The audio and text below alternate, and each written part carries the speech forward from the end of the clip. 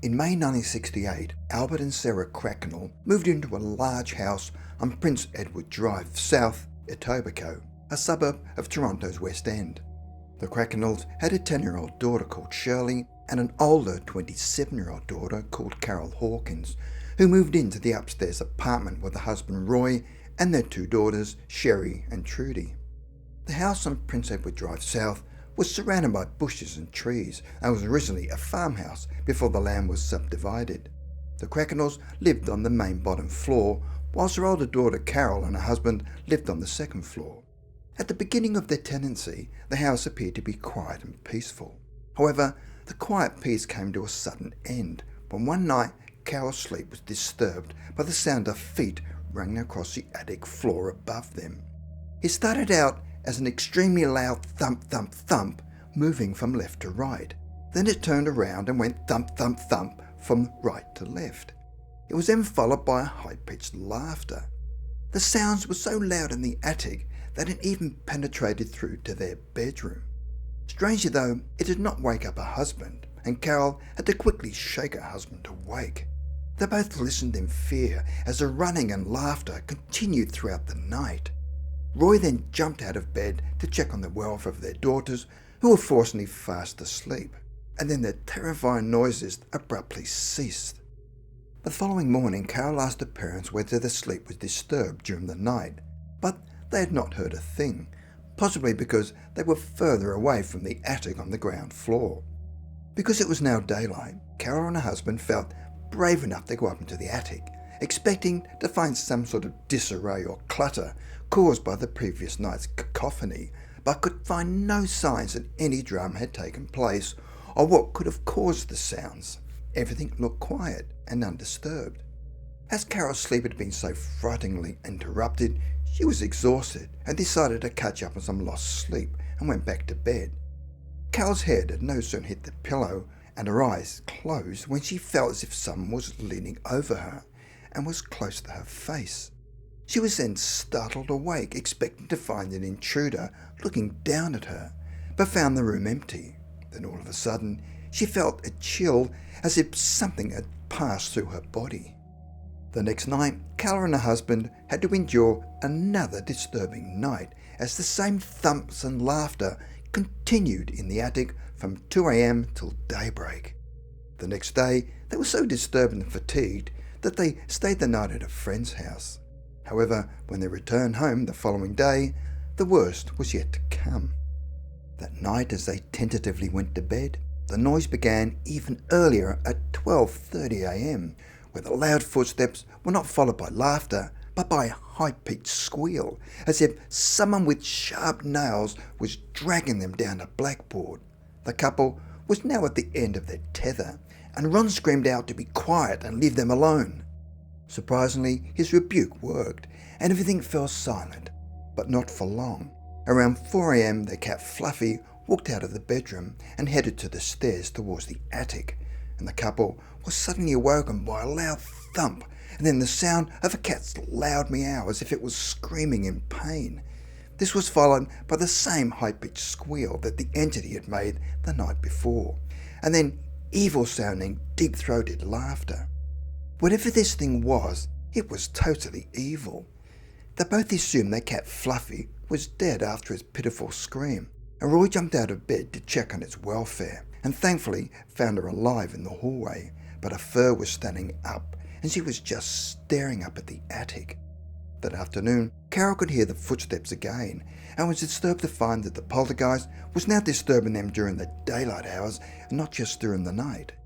Carol looked up at the attic and could see a brown light shining through the attic door, but was too terrified to inspect, and called in her neighbour, Ron Lazak, who quickly came over to check for intruders, but when he reached the attic, he found it empty.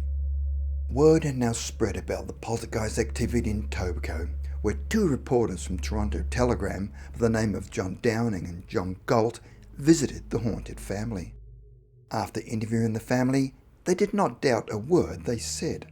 I later inspected the attic for signs of any evidence and found nothing out of the ordinary. They then asked the family whether they could spend the night, and Carol was happy to have extra company and to share their horror. In order to catch the entity out, Downing and Gold decided to sprinkle flour on the floor in the attic to see if they could capture any footprints, and then went to bed. They'd not been sleeping for very long when at 3:30 a.m. the loud footsteps resounded in the attic, and the reporters quickly raced upstairs to capture whatever it was.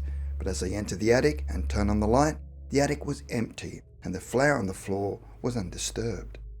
They could offer no explanation. If they were at all sceptical in the beginning, they were now fast becoming believers in the supernatural. Now at a loss in which direction to take, Carol called in Reverend Tom Bartlett from the Star of Progress Spiritualist Church, as the disturbance in the house was out of control and they were tired of being terrorised in their home. The Reverend then climbed the stairs to the attic by himself, ready to perform an exorcism, and then stopped at the top of the stairs and closed the door behind him. He found the attic dark and the air musty, and it was full of dust and cobwebs. He noticed the flour on the floor that was undisturbed, and it was very quiet. He stood and waited for the poltergeist to appear. It did not take long before an oval-shaped light with a strange brownish hue appeared to his left. The Reverend sensed that the entity was female, ill, dark, and sinister. She was probably still strongly attached to the house and hated intruders. The Reverend's wife then entered the attic and noticed the brown light and immediately felt sharp pains in her stomach and chest. She later said that it felt like being stabbed repeatedly with a knife. Then a loud thumping sound filled the attic, followed by a drastic change in temperature, where it was now extremely cold. The entity did not like their presence, as they were now under physical attack. Reverend Bartlett then started the exorcism, and everybody in the house, including the reporters, kept a safe distance, but all noticed the strange light coming from under the door and could feel the cold chill emanating from the attic. After the Reverend and his wife left after completing the exorcism, the reporters decided to stay around for one more night and even set up some fishing lines with tiny bells in the attic. At 11 p.m, the loud footsteps resumed, and it was obvious that the exorcism had failed. Then at around 2 a.m, everyone felt a series of icy cold blasts throughout the house. Downing and Galt later estimated that the temperature must have plummeted from 20 to 5 degrees Celsius in a matter of seconds. The air then became damp and the halls were now filled with the smell of rotting apples. Their daughter Shirley became hysterical and had to leave the house. However, throughout their ordeal, the bells did not ring once. Both families had had enough and promptly moved out, and it is not known whether the following tenants had similar disturbances. However, the Reverend decided to do some research on the house and discovered that an elderly woman used to live in the house who was known to be a fortune teller, and as she grew older, she became eccentric and spent most days and nights in the attic by herself and would often scream at the neighbours as they passed by the house. After numerous complaints, the owner of the property had her evicted. Reverend Bartlett is certain that the old woman was the poltergeist that resided in the attack, had attacked the cat, and terrorised the family throughout the month of May in 1968.